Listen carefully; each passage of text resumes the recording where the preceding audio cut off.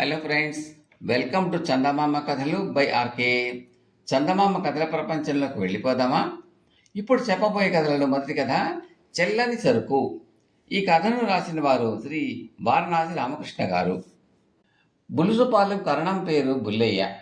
ఆయన ఒకనాడు వీధి చావడిలో కూర్చుని కర్ణీకపు లెక్కలు ఏవో సరిచూసుకుంటూ ఉండగా ఆయన భార్య లలితాంబ వచ్చి అమ్మాయికి సీమంత చేయడానికి సాయంత్రం పొన్నపల్లిలోని మన వియ్యంకుడు గారింటికి వెళ్ళాలి. పేరెంట సందర్భంగా పంచడానికి మిఠాయిలు కావాలని పొద్దున అనగా చెప్పాను. ఆ విషయం గుర్తుందా అని అడిగింది. గుర్తులేకేం, ఇప్పుడే ఆ పని చూస్తాను అని భార్యను లోపలికి పంపి వీధిని పోయే వారి మీద ఒక కన్ను, తన లెక్కల మీద మరొక కన్ను వేసి కూర్చున్నాడు బుల్లయ్య. ఇంతలో ఆ దారిగా వచ్చాడు సాంబయ్య అనే చిన్న రైతు. బుల్లయ్య అతని దగ్గరకు పిలిచి తగ్గు స్వరంలో ఏదో మాట్లాడి పంపేశాడు. మరి కాసేపటికి అటుగా వచ్చిన పేరయ్యని పిలిచి అతనితో కూడా ఏదో మాట్లాడి పంపేశాడు బుల్లయ్య. ఏదో వ్యవహారంలో పడి మిఠాయిల మాట మరిచినట్టున్నారే అంటూ మళ్ళీ వచ్చి గుర్తు చేసింది లలితాంబ. లేదు లేదు, ఆ పనిలోనే ఉన్నాను అంటూ బదులిచ్చిన భర్తను అనుమానంగా చూస్తూ తిరిగి లోపలికి వెళ్ళింది లలితాంబ. ఆ తర్వాత మరి కాసేపటికి ఆ దారి వెంట పోతున్న మరి ఇద్దరిని పిలిచి ఏదో మాట్లాడి పంపేశాడు బుల్లయ్య. ఇంటిలోనే ఉండి ఒక కన్ను ఇటువేసి ఉంచిన లలితాంబ తిరిగి బయటికి వచ్చి దారిపోయే వాళ్ళని పిలిచి అది ఇది మాట్లాడుతున్నారు కానీ మిఠాయిలు తెప్పించమని నా మాట మాత్రం చెవికి ఎక్కించుకున్నట్టు లేదు అన్నది నిష్ఠూరంగాను గట్టిగాను. చూస్తున్నావుగా, ఇప్పుడు నేను మాట్లాడిన వాళ్ళందరూ మిఠాయిలు కొని తెచ్చే పని మీద వెళ్ళిన వాళ్లే అన్నాడు బుల్లయ్య అదో రకంగా నవ్వుతూ. నేనేమీ అంత వెర్రిదాన్ని కాదులేండి. మిఠాయిలు తేవడానికైతే మీరు ఇంతమందిని ఎందుకు పంపుతారు? ఒకరు చాలదు. అందువల్ల నా ఎదురుగా ఒక మనిషిని పిలిచి మిఠాయిలు తెమ్మని అతడికి మీరు పురమాయించేదాకా నేను ఇక్కడి నుంచి కదిలేదు లేదు అన్నది లలితాంబ గట్టిగా. మిఠాయిలు కొనాలని మనం అనుకున్నా అమ్మడానికి ఆ గురవయ్య చెట్టు ఇంకా సిద్ధంగా లేడు అన్నాడు బుల్లయ్య నవ్వుతూ. ఇది మరీ చోద్యంగా ఉంది. అతగాడు అమ్మేది ఏ ఇల్లు పొలము కాదు కదా మిఠాయిలు. అసలైనా ఆ మిఠాయి దుకాణం తెరిచేదే అవి అమ్మడానికి. మరి ఇంకా సిద్ధం కాకపోవటం ఏమిటి? అసలు విషయం ఏమిటో సూటిగా చెప్పండి అన్నది లలితాంబ కోపంగా. బాగుంది, అలా అడుగు, చెబుతాను. నేను నిన్ననే గురవయ్య శెట్టి దుకాణానికి వెళ్ళి మిఠాయిల ధరలు విచారించాను. లడ్డూలు కానీ మైసూరు పాకులు కానీ మణుగు 20 రూపాయలకు తగ్గేది లేదన్నాడు. సరుకు నాణ్యంగాను రుచిగాను ఉంది. అతడు ధర తగ్గించేందుకు ఒక ఉపాయం ఆలోచించాను. దాని ప్రకారం ఇప్పుడు నేను పంపిన వాళ్ళంతా శెట్టి దుకాణానికి వెళ్ళి ధరలు విచారించి సరుకు రుచి చూస్తారు. ఆ తర్వాత ఈ మిఠాయికి వాడిన పిండి కల్తీ పిండిలాగా ఉందే అని ఒకరు, సరుకు నిల్వ ఉన్నట్టుగా ఉంది అని మరొకరు, వాడిన నెయ్యిలో ఏదో లోపం ఉంది అని ఇంకొకరు, ఇలా రకరకాలుగా వంకలు పెట్టి కొనకుండా వెళ్ళిపోతారు. నలుగురు ఒకే రకంగా అనేసరికి గురవయ్య శెట్టికి తన మిఠాయిలో నిజంగానే ఏదో లోపం ఉన్నదని గట్టి నమ్మకం కలుగుతుంది. అతను ఆ సరుకును వదిలించుకోవటానికి ధరను సగానికి సగం తగ్గిస్తాడు. గురవయ్య అలా ధరలు తగ్గించి సరుకును అమ్మడానికి సిద్ధపడగానే వాటిని కొని తెమ్మని నేను పంపిన వాళ్ళకు చెప్పాను అంటూ బదులిచ్చాడు బుల్లయ్య. ఇంతలో చిట్టయ్య అనేవాడు పెద్ద సంచి నిండుగా మిఠాయిలు నింపుకుని వస్తూనే, అయ్యా, మీరు అన్నట్టుగానే గురవయ్య శెట్టి ధరలు సగానికి సగం తగ్గించాడు. ఈ రోజున మడుగు మిఠాయి 10 రూపాయలే అన్నాడు పొంగిపోతూ. తన భర్త కూర్చున్న చోటు నుంచి కదలకుండా ఇంత తంత్రం నడిపినందుకు అతడికి అబ్బురంగా చూస్తూ అలాగే నిలబడిపోయింది లలితాంబ. కథ సమాప్తం. తరువాతి కథ ఆశ పేరాశ. ఈ కథను రాసిన వారు శ్రీ బెలగాం భీమేశ్వరరావు గారు. రఘువీరపురంలో అజయుడు విజయుడు అని ఇద్దరు స్నేహితులు ఉండేవారు. అజయుడిది మధ్యతరగతి కుటుంబం, విజయుడిది బాగా కలిగిన కుటుంబం. వచ్చే అవకాశాలను అందిపుచ్చుకుంటూ జీవితంలో ఒక్కొక్క మెట్టుగా పైకి రావాలని ఆశించే మనస్తత్వం మధ్యతరగతికి చెందిన అజయుడిది. అయితే విజయుడిది ఎప్పుడు పెద్ద పెద్ద ఆలోచనలే. పులి ఏనుగు మెదడునే కోరుకుంటుంది కానీ ఆకలైందని పచ్చిగడ్డి తినదు కదా. నేను పులి లాంటి వాణ్ణి, అజయుడిలాగా పరిగ ఏరటం నా వల్ల కాదు అంటూ గొప్పలు చెప్పుకునేవాడు. బాగా డబ్బున్న కుటుంబం గనక విజయుడు సంపాదించకపోయినా పెద్దలు అంతగా పట్టించుకునేవారు కారు. కాకపోతే అతడి భవిష్యత్తు ఎలా ఉంటుందో అని తల్లిదండ్రులు బెంగపడేవారు. ఇలా ఉండగా మిత్రులు ఇద్దరికి విద్య నేర్పిన విద్యాసాగరుడు తన పూర్వ విద్యార్థులు ఎలా ఉన్నారో చూసి వెళదామని ఒకనాడు రఘువీరపురానికి వచ్చాడు. మిత్రులు ఇద్దరు గురువు గారికి సాదర స్వాగతం పలికి ఘనంగా ఆతిథ్యం ఇచ్చారు. గురువు చాలా సంతోషించి వారి స్థితిగతుల గురించి ఆరా తీశాడు. వ్యవసాయంలోనూ వ్యాపారంలోనూ నా తండ్రికి సహాయపడుతున్నాను. సొంతంగా వ్యాపారం పెట్టడానికి మరికొంతకాలం పట్టవచ్చు అన్నాడు అజయుడు వినయంగా. చాలా సంతోషం. చేపట్టబోయే వృత్తిలో కొంత శిక్షణ, అనుభవం అవసరం కదా. మంచి పనే చేస్తున్నావు అని గురువు నీ పరిస్థితి ఏమిటి అన్నట్టుగా విజయుడి కేసి చూశాడు. ప్రస్తుతానికి ఏమీ చేయడం లేదు, చేయవలసిన అవసరం కూడా లేదు. మా తండ్రి నడుపుతున్న నగల దుకాణానికి సాటి రాగల దుకాణం ఈ చుట్టుపక్కల లేదు. మా నగలు నాణ్యతకు పెట్టింది వేరు. రేపు నేను దుకాణానికి యజమానినైతే నా ఇష్టానుసారం వ్యాపారం చేసి కావలసినంత సంపాదించగలను. మా నాన్నకన్నా 10 ఇంతలు ఎక్కువ సంపాదించి పట్టణంలోనే నా అంత ధనవంతులు లేరని పేరు తెచ్చుకుంటాను అన్నాడు విజయుడు ధీమాగా. ఆ మాటకు విస్తుపోయిన గురువు, ఏ వ్యాపారమైనా ధర్మబద్ధంగా సాగాలి. లేనిపోని దురాశకు పోతే అరిష్టాలు తప్పవు. పేరాశకు పోయి విపరీతమైన కోరిక కోరుకున్న తిమ్మయ్య గతి ఏమైందో చెబుతాను విను అంటూ ఇలా చెప్పసాగాడు. లంబోదరపురంలో తిమ్మయ్య అనే ఒక తిండిపోతూ ఉండేవాడు. వాడికి ఎంత తిండి తిన్నా ఇంకా తినాలి, ఇంకా తినాలి అనే కోరిక ఉండేది. ఇంట్లో వండిన వంటంతా తినేసి ఇంకా పెట్టండి అని అడిగేవాడు. పనిపాటల మీద దృష్టి పెట్టి తిండి అవ తగ్గించుకోమని పెద్దలు ఎంత చెప్పినా వినిపించుకునేవాడు కాడు. ఇంట్లో వాళ్ళు ఖాళీ గిన్నెలు చూపిస్తే ఊళ్ళో ఇంటింటికి వెళ్ళి తిండి పెట్టమనేవాడు. ఊళ్ళో వాళ్ళు మాత్రం ఎంతకాలం పెడతారు, కొన్నాళ్ళు భరించి మా వల్ల కాదు అన్నారు. ఎవరూ ఆదరించకపోవడంతో రాత్రి వేళ ఇళ్లలో దొరపడి తిండి దొంగిలించేవాడు. పగటిపూట వాడు దగ్గరలో ఉన్న అడవిలోకి వెళ్ళేవాడు. అక్కడ జంతువులను చూడగానే వాడికి నోరు ఊరేది. ఒక బల్లెం సంపాదించి జంతువులను వేటాడి రాక్షస తిండి తినడం ప్రారంభించాడు. తిండిపోతు తిమ్మయ్యను చూడగానే చిన్నా చితగా జంతువులు భయంతో పారిపోతూ ఉండేవి. ఒకరోజు తిమ్మయ్యకు ఒక ఏనుగు కనిపించింది. మొదట దానిని చూసి భయపడ్డాడు. ఆ ఏనుగు అవలీలగా చెట్టు కొమ్మల్ని విరిచి ఆకులు రెమ్మలతో సహా తినేయడం చూస్తూ ఉండగానే అంత పెద్ద చెట్టు క్షణాలలో మూడైపోవడం వాడికి ఆశ్చర్యం కలిగించింది.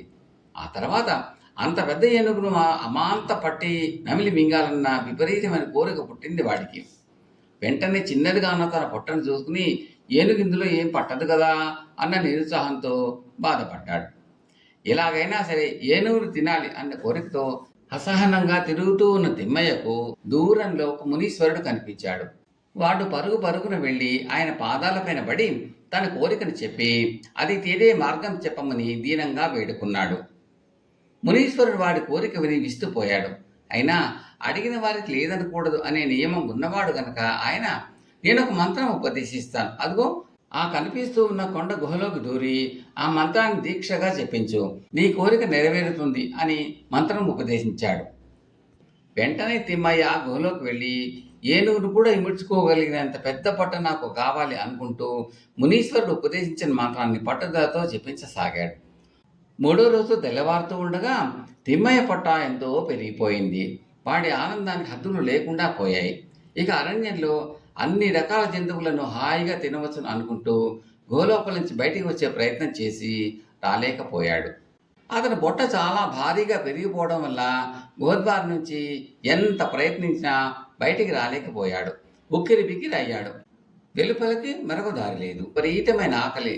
గుహలో రాళ్ళు రప్పలు తప్ప మరేమీ లేవు. గుహ లోపలికి జొరబడేటప్పుడు గుహద్వారం మనిషి ప్రవేశించడానికి చాలినంత మాత్రమే ఉందన్న విషయాన్ని వాడు ఆకలి యావలపడి మర్చిపోయాడు. తన పేరాశకు విపరీత కోరికకు పశ్చాత్తాపడుతూ ఆకలికి తట్టుకోలేక తిమ్మయ్య గుహలోపలే ప్రాణాలు వదిలాడు. గురువు ఈ కథ చెప్పి, చూసావా, పేరాశకు పోయి తిమ్మయ్య ప్రాణాలు పోగొట్టుకున్నాడు. అందుకే దురాశ దుఃఖానికి చేటు అన్నారు పెద్దలు. ఆకాశానికి నిచ్చెన వేయడం ఎలాగా అని ఆలోచించడం మాని మొదట ఎదురుగా ఉన్న సొంత చెట్టెక్కి పళ్ళు కోయడం నేర్చుకో అన్నాడు చిరుమందహాసంతో. చిత్తం గురువర్య, ఈ రోజు నుంచే మా తండ్రి గారి నగల దుకాణానికి వెళ్ళి వ్యాపారంలో మెలకువలు నేర్చుకుంటాను అన్నాడు విజయుడు గురువుకు నమస్కరిస్తూ. కథ సమాప్తం. తరువాతి కథ ధర్మదేవత. ఈ కథను రాసిన వారు శ్రీ కోలార్ కృష్ణ అయ్యర్ గారు. భూలోకంలో ధర్మదేవత నీతిపరులను నిజాయితీపరులను ఎలా కాపాడుతున్నదో తెలుసుకోవాలి అన్న కోరిక పార్వతికి కలిగింది. ఆ కోరిక తీరటానికి శివుడు ఆమెను విజయపురం రాజ్యానికి వెళ్ళమన్నాడు. ఆ రాజ్యాన్ని అమరసేనుడు అనే రాజు పరిపాలించేవాడు. అతని ఆస్థానంలో వివేకవర్మ అనే ఒక ఉన్నతాధికారి ఉండేవాడు. ఆయన చాలా గొప్ప నీతిపరుడు. అందుచేత వివేకవర్మ కింద పనిచేసే వారికి అవినీతిగా ప్రవర్తించడానికి, లంచగొండితనానికి ఏమాత్రం అవకాశం ఉండేది కాదు. అవినీతి పరుల ముఠాకు నాయకుడు సురేంద్రవర్మ. ఈ అవినీతి పరులు అందరూ కలిసి వివేకవర్మ ఉద్యోగం ఊడగొట్టడానికి ఒక పన్నాగం పన్నారు. వాళ్ళు తాము అక్రమంగా సంపాదించిన సొమ్ము నుంచి 1000 బంగారు నాణ్యాలు పోగు చేసి వాటిని ఒక పాత్రలో పోసి మూసి ఆ పాత్రను వివేకవర్మ ఇంటి పెరటిలో ఒకచోట పూడ్చిపెట్టారు. ఆ తర్వాత వాళ్ళు రాజుకు ఒక ఆకాశరామన్న ఉత్తరం రాస్తూ వివేకవర్మ గొప్ప లంచగొండి అని, తన అక్రమ సంపాదనను బంగారంగా మార్చి రహస్యంగా తన పెరట్లో ఈశాన్యములు పాతి పెట్టాడని తెలిపారు. ఈ ఉత్తరం అందిన వెంటనే రాజు కొందరు భటులను వెంట పెట్టుకుని వివేకవర్మ ఇంటికి వచ్చాడు. రాజుగారి భటులతో సహా తన ఇంటికి రావడం చూసిన వివేకవర్మ ఆశ్చర్యపోయాడు. రాజు అతనికి ఆకాశరామన్న ఉత్తర సంగతి చెప్పి భటుల చేత పెరట్లో ఈశాన్య దిక్కున తప్పించాడు. పాత్ర బయటపడింది, కానీ అందులో రాళ్ళు మట్టుకే ఉన్నాయి. తనకు వ్యతిరేకులెవరో ఇలా కుట్ర చేశారని వివేకవర్మ రాజుకు నచ్చ చెప్పాడు. పాత్రలో ఉండిన బంగారం ఈ విధంగా మాయమైంది. అది ఎలాగంటే, అవినీతి పరుల ముఠ రాత్రివేళ బంగారాన్ని వివేకవర్మ ఇంటికి తీసుకుపోతూ ఉండడం ఒక దొంగ కనిపెట్టి వారిని వెంబడించాడు. వాళ్ళు ఆ ధనాన్ని ఎక్కడ పాతిపెట్టారో వాడు చూశాడు. వాళ్ళు వెళ్ళిపోయిన తర్వాత అందులోని బంగారం తీసుకుని పాత్రలో రాళ్లు నింపి తిరిగి దాన్ని భూమిలో పాతిపెట్టి తన దారిని తాను వెళ్ళిపోయాడు. ధర్మదేవత వివేకవర్మను ఎలా కాపాడింది పార్వతి చూసింది. తమ పన్నాగం పనికి రాకుండా పోయినందుకు సురేంద్రవర్మ, అతని అనుచరులు నిరాశ చెందడమే కాక తమ డబ్బు పోయినందుకు కూడా కుమిలిపోయారు. వాళ్ళు వివేకవర్మను అంతటితో వదలక మరొక ప్రయత్నం తలపెట్టారు. సురేంద్రవర్మ ఒక రాత్రి వివేకవర్మ ఇంటికి తన అనుచరులు ఇద్దరిని, వారి వెంట రత్నాభరణాలు ధరించిన స్త్రీని పంపాడు. వాళ్ళు వివేకవర్మతో, అయ్యా, మేం యాత్రికులం, దూరదేశం నుంచి వస్తున్నాం, సత్రంలో బస చేశాం, మా వద్ద బోలెడంత డబ్బు రత్నాభరణాలు ఉన్నాయి, సత్రంలో వీటి దొంగల భయం ఉండవచ్చు కనుక ఈ రాత్రికి మా డబ్బు ఆభరణాలు మీ ఇంట భద్రంగా ఉంచితే రేపు తీసుకుపోతాం అన్నారు. పరోపకారి అయిన వివేకవర్మ వారి డబ్బు నగలు తీసుకుని జాగ్రత్త పెట్టాడు. వెంటనే రాజుకు మరొక ఆకాశరామన్న ఉత్తరం వెళ్ళింది. వివేకవర్మ ఒక వ్యక్తి దగ్గర బోలెడంత డబ్బు రత్నాభరణాలు లంచంగా పుచ్చుకున్నాడు. అతని ఇల్లు సోదా చేస్తే అవి దొరుకుతాయి అని. ఆ రాత్రి రాజు భటులతో వివేకవర్మ ఇంటికి వెళ్ళి ఇల్లంతా సోదా చేశాడు. కానీ పెద్ద ఎత్తున డబ్బు కానీ వజ్రాభరణాలు కానీ దొరకలేదు. వివేకవర్మ రెండో ఆకాశరామన్న ఉత్తరం కూడా చూసి రాజుతో ఇలా అన్నాడు, ప్రభు, ఈ ఉత్తరంలో కొంత నిజం ఉన్నది.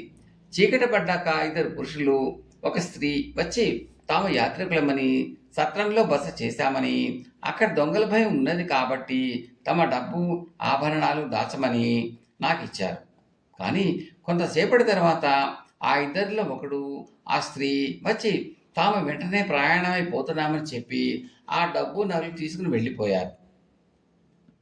వివేకవర్మ ఈ మాట చెప్తూ ఉండగానే రాజభటులు ఒక పురుషుణ్ణి స్త్రీని పట్టి తెచ్చి, ప్రభు, వీళ్ళిద్దరూ బోలెడంత డబ్బు వజ్రాభరణాలు దాచుకుని అనుమాన పరిస్థితిలో పారిపోతూ ఉంటే పట్టుకుని ఆరా తీశాం. వీళ్ళు సురేంద్రవర్మ అనుచరులు. వివేకవర్మ ఎలాగైనా ఉద్యోగం నుంచి తొలగించేలాగా రాజుగారి ఆగ్రహాన్ని గురయ్యేటట్టు చేయాలని ప్రయత్నించినట్టు ఒప్పుకున్నారు. వివేకవర్మ దగ్గర డబ్బు ఆభరణాలు దాచబెట్టినాక వీళ్లకు సురేంద్రవర్మకు ద్రోహం చేసి వాటిని కాజేయాలని బుద్ధి పుట్టిందట అన్నారు. రాజు సురేంద్రవర్మను అతని అనుచరులను కఠినంగా శిక్షించి వివేకవర్మను ఇంకా పెద్ద హోదాగల ఉద్యోగంలో నియమించాడు. ఇదంతా చూసిన పార్వతీదేవి ధర్మదేవతను మెచ్చుకుంటూ కైలాసానికి వెళ్ళిపోయింది. కథ సమాప్తం. తరువాతి కథ పుల్లన్న శాస్త్రి పంచాంగం. ఈ కథను రాసిన వారు శ్రీమతి మార్కండేయ కుమారి. ఒకానొకప్పుడు బియ్యంపేట జమీందారు యదుకృష్ణనారాయణం గారు తన కుమారుడు యువరాజు పట్టాభిషేక మహోత్సవం ప్రకటించాడు. 4 రోజుల పాటు జరిగిన పట్టాభిషేక మహోత్సవానికి కానుకల మీది ఆశతో బంధువులను వెంటబెట్టుకుని కవులు, పండితులు, పురోహితులు, కళాకారులు చాలామంది వచ్చారు. జమీందారు వారికి ఉన్న పేరు ప్రఖ్యాతులను బట్టి వరుస క్రమంలో సన్మానాల జాబితా ఒకటి తయారు చేయించి దాని ప్రకారం ఎవరిని విడిచిపెట్టకుండా అందరికీ తగిన రీతిలో సత్కరించాడు. అయితే పురోహితుల జాబితా వచ్చేసరికి పుల్లేటిగురు నుంచి వచ్చిన పుల్లన్న శాస్త్రి అనే పురోహితుడు తన పేరు భారీ సంభావన ముట్ట చెప్పబడే ఘనాపాటీల సరసన పక్కన గాక సామాన్య పురోహితుల స్థాయి జాబితాలో చివర చేర్చబడటం చూసి ఉడుక్కున్నాడు. ఆయన తన పేరు రాగానే యువరాజు వద్దకు వెళ్ళి యువరాజు ఇచ్చిన 4 వరహాల సంభావన పుచ్చుకుని, ప్రభు, మీరేవో కానుకలు ఇస్తారని ఈ 4 రోజుల నుంచి నేను ఎదురు చూడటం లేదు. నా గ్రామంలో పంచాంగం పట్టుకుని ఇల్లు తిరిగి తిథి వారం నక్షత్రం చెప్పినా ఇంతకంటే ఎక్కువ సంపాదించగలను. నేను మిమ్మల్ని కించపరచడం లేదు అనుకుంటే మీ గ్రామంలో ఒక పురోహితుడుగా ఇప్పుడు మీరిచ్చిన సంభావన మీకు కానుకగా చదివిస్తున్నాను. శతమానం భవతి అంటూ ఆశీర్వదించి ఆ సంభావనను యువరాజు చేతిలో పెట్టేశాడు. అక్కడ ఉన్నవారికి అందరికీ పుల్లన్న శాస్త్రి అహంకారం చూసి కోపం వచ్చింది. అయితే జమీందారు మాత్రం ప్రశాంతంగా, జమీందారు నది లాంటి వాడు, ఆశ్రితులను వారు తెచ్చుకున్న పాత్రల పరిమాణాన్ని బట్టి నది నీరు ఎలా ఇస్తుందో మేము కూడా వినికిడిని బట్టి జాబితా తయారు చేసి జాబితా ప్రకారమే సంభావనలు ఇవ్వడం జరిగింది. మీరు ఇంతకన్నా ఎక్కువ సత్కారానికి పాత్రలైతే చెప్పుకునే విధానం ఇది కాదు. నీరు తక్కువ వచ్చిందని పాత్రను నదిలోకి విసిరిస్తే నష్టపోయేది నది కాదు, మనము. ఏది ఏమైనా ఈ సమయంలో మీ ప్రవర్తన క్షంతవ్యం కాదు అన్నాడు. పుల్లన్న శాస్త్రి సిగ్గుపడ్డాడు. సభాముఖంగా ఆయన తన ప్రవర్తన క్షమాపణ చెప్పుకున్నాక జమీందారు ఆయనను పరీక్షించి అన్ని విధాల యోగ్యుడు అని ప్రశంసించి తగిన విధంగా సత్కరించాడు. పట్టాభిషేక మహోత్సవం ముగిశాక పుల్లన్న శాస్త్రి తన గ్రామమైన పుల్లేటుకురు గ్రామానికి వచ్చేశాడు. అహంకారంతో చేసిన పనైనా యువరాజుకే కానుకలు చదివించిన విషయం పుల్లేటుకురులో అందరినీ ఆకర్షించి పుల్లన్న శాస్త్రిని ఆ గ్రామంలో ప్రముఖుడిని చేసేసింది. దాంతో ఆయనకు గర్వం మరింతగా పెరిగిపోయింది. జమీందారునే ధిక్కరించి సన్మానం పొందడం చాలా గొప్ప విషయంగా ఆయన భావించాడు. ఆనాటి నుంచి ఆయన ధనిక పేద అనే తేడా చూడకుండా పెళ్లి చేయించినా వ్రతం చేయించినా పురానికి హితం కోరేవాడు పురోహితుడు అన్న మాట మరచి 1కి 2 రెట్ల సంభావన గుంజేవాడు. ఇలా ఉండగా పుల్లేటుకూరులో ఉండే తిక్కన అనే కవి యొక్క తండ్రి కాలం చేశాడు.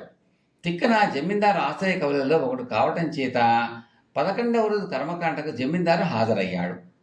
అది ముగిశాక పట్టలేని విచారంలో మునిగి ఉన్న తిక్కనను చూసి జమీందారు, వీరు పండితులు, అన్నీ తెలిసినవారు, తండ్రి లేని లోటు తీర్చలేనిదే, అయినా మీరు ఇంతగా బాధపడిపోకూడదు అన్నాడు.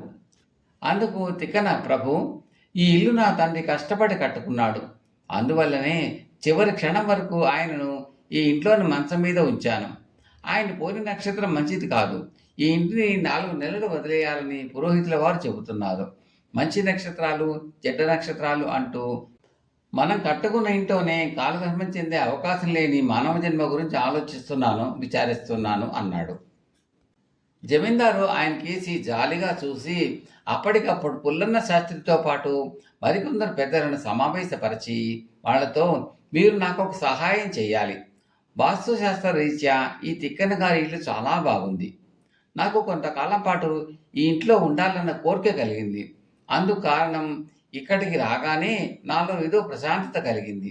ఎన్నాళ్లుగా గూడు కట్టుకుని ఉన్న అశాంతి, ఆందోళన భావాలు పటాపంచలు అయిపోయాయి. కానీ కవిగారు ఈ ఇల్లు విడిచిపెట్టాలని మీరు చెప్పినట్టు విన్నాను. దీనికి ఏమైనా మార్గాంతరం ఉంటే చెప్పండి అన్నాడు. పుల్లన్న శాస్త్రి పెద్దలతో చర్చించి జమీందారుతో, ప్రభు, శాస్త్రాలు ఆచారాలు ఆపస్తంభుడు అనే ముని ప్రవేశపెట్టాడు. అయితే దేశకాల పాతానుగుణంగా వాటిని మార్చుకోమని ఆయన చెప్పిన విషయం కూడా మాకు సమ్మతమే. కవిగారింటికి ఉదకస్థాన్ని చేయించుకుంటే దోషం పోయి నివాసయోగ్యం అవుతుంది అన్నాడు. జమీందారు ముసిముసి నవ్వులు నవ్వి వెంటనే పుల్లన్న శాస్త్రి ఆధ్వర్యంలో ఉదకశాంతి జరిపించి తిరిగి వెళ్ళిపోతూ పుల్లన్న శాస్త్రితో మన ఆచార వ్యవహారాలలో అనాగరికం, ప్రస్తుత కాలానికి అభ్యంతరకరమైనది ఏదైనా ఉంటే వాటికి మార్గాంతరాలు సూచిస్తూ పంచాంగాల్లో వివరణ ఇవ్వండి. నేను ఘనంగా సన్మానించి మంచి బహుమతి ఇవ్వదలిచాను అన్నాడు. ఈ విధంగా తిక్కన ఇల్లు వదిలిపోనవసరం లేకపోయింది. పుల్లన శాస్త్రి పండితులతో చర్చించి శుభాశుభ సమయాలు సులువైన మార్పులు సూచిస్తూ పంచాంగం తయారు చేసి జమీందారు చేత ఘనంగా సన్మానించబడ్డాడు. కథ సమాప్తం. తర్వాత మొన్న పెట్టిన వీడియోలో కథా శీర్షికలో కథకు పేరు పెట్టమని ఒక పజిల్ ఇవ్వడం జరిగింది. దాని సరి అయిన పేరు ఆడువారి మాటలకు అర్థాలే వేరులే. ఇక్కడ ఆడువారు అంటే ఆడవాళ్ళు కాదండి, ఆ కథలో నాట్యం చేసిన వారు అని అర్థం అండి. మీకు ఈ కంటెంట్ నచ్చితే లైక్ చేయండి, బంధుమిత్రులు షేర్ చేయండి, సబ్స్క్రైబ్ చేసి గంట సింబల్ కాల్ కూడా నొక్కండి. ఈ కథలపై మీ విలువైన అభిప్రాయాలను, సూచనలు కామెంట్లో తప్పక తెలపండి. ఈ కథా శీర్షిక అన్నది మీకు ఎందుకు నచ్చిందో కామెంట్లో పెట్టండి. అది మాకు ఎంతో ఎంకరేజింగ్గా ఉంటుందండి. Thank you very much.